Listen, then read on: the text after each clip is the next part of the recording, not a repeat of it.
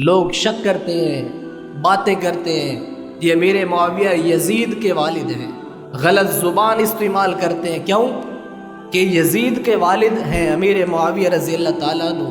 کتنے افسوس کی بات ہے، نوح علیہ السلام کا بیٹا کنعان کافر تھا، تو کیا نوح علیہ السلام پر کوئی زبان درازی کرے تو پھر وہ ایماندار ہو جائے اور مسلمان کہلائے؟ ہرگز نہیں۔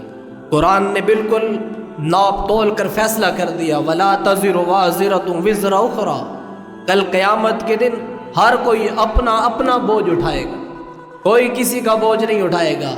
کل یزید اپنے عملوں کا خود حساب دے گا، کل کنعان اپنے اعمال کا خود حساب دے گا۔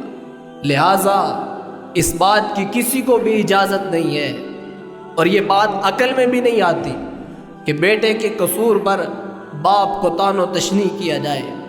حالانکہ حضور علیہ الصلوۃ والسلام نے آپ سے کئی مرتبہ وحی کی کتابت کروائی ہے، آپ کاتب وحی گزر رہے ہیں، آپ نے حدیث کی کتابت کی ہے، حدیثیں لکھتے رہے ہیں۔ کہتے نہیں قرآن نہیں لکھا، خط لکھے تھے۔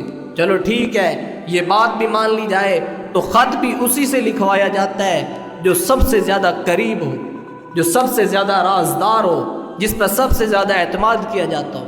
اولئک ھم المؤمنون حقا محمد الرسول اللہ والذین معہ اشداء علی الکفار رحماء بینہم۔ اس آیت کے مصداق سارے صحابہ ہیں، لیکن ایک مقام آیا کہ یہ آیت کے مصداق امیر معاویہ رضی اللہ تعالیٰ عنہ بنے۔ اچھا، یہ جو لوگ امیر معاویہ رضی اللہ تعالیٰ عنہ کی شان میں ہلکی زبان استعمال کرتے ہیں، بدبختی کا مظاہرہ کرتے ہیں، وہ یہ بھی کہتے ہیں کہ جو یزید کا بیٹا تھا معاویہ بن یزید وہ بہت اچھا تھا۔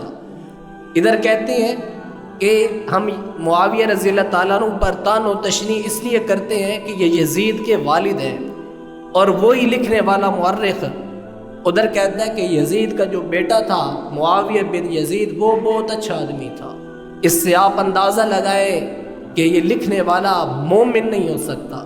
کہتا ہے، اور یہ تاریخ ابن خلدون میں بات موجود ہے کہ یزید بن معاویہ جو سید امیر معاویہ کا بیٹا تھا، جب یہ مرا 39 سال کی عمر میں یہ مردار ہوا، اس کے بعد اس کا بیٹا معاویہ بن یزید اسے تخت نشین کیا گیا۔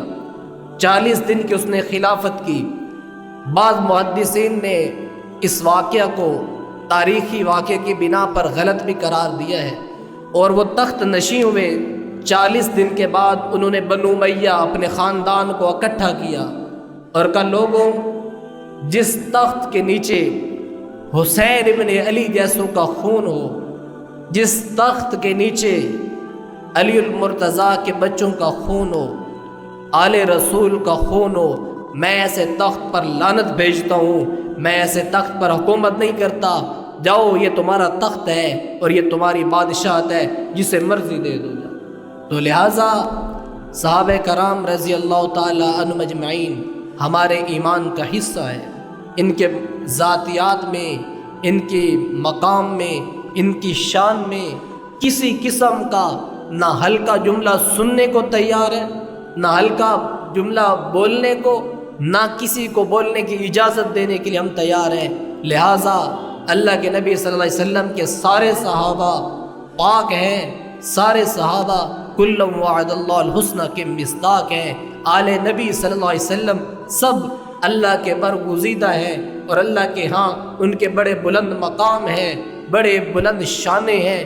لہٰذا ہم اس بات پر کسی کو قاضی بننے کی اجازت نہیں دیتے، یہ فلاں نے یہ کیا، فلاں نے یہ کیا۔ 1400 سال کے پہلے کے اختلافات، مشاجرات، گھر میں اختلاف ہو جاتے ہیں، گھر میں مسائل پیدا ہو جاتے ہیں، اور یہ 14 صدیوں پہلے کے مسائل کو لے کر آج تکیے کا لباس پہنا کر اور مختلف قسم کے گھٹیے حربے کر کر حضرات صحابہ کرام پر تنقید کرنا، تبصرے کرنا، یہ ہماری شان نہیں، مومن کی شان نہیں۔ اللہ رب العزت ہمیں ہمیشہ صحابہ کرام، آل نبی، آل رسول صلی اللہ علیہ وسلم کی اتباع میں، ان کی محبت میں زندگی گزارنے والا بنائے۔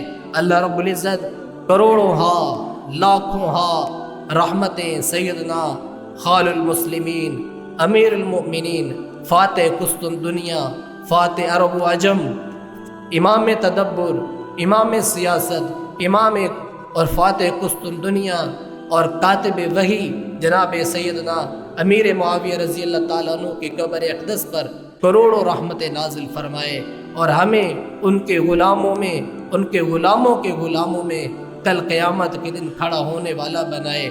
اللہ رب العزت ہمیں ہمیشہ آل رسول اور صحابہ کرام کے نقش قدم پر چلنے کی توفیق نصیب فرمائے۔